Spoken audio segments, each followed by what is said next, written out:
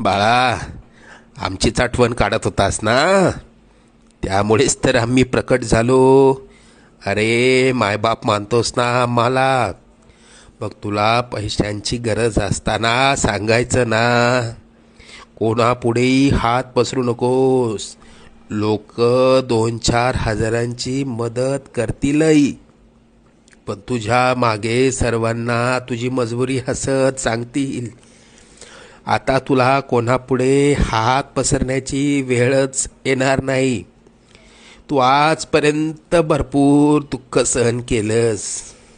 लवकरच तुझ्या रडक्या भाग्यात सुखाचे दिवस येतील. तुझ्या मनात असलेली इच्छा पूर्ण होऊन अक्कलकोटला पेढे घेऊन येणं होईल. येशील ना आम्हाला भेटायला अक्कलकोटला? सगळं मनासारखं होईल. निश्चिंत राहा.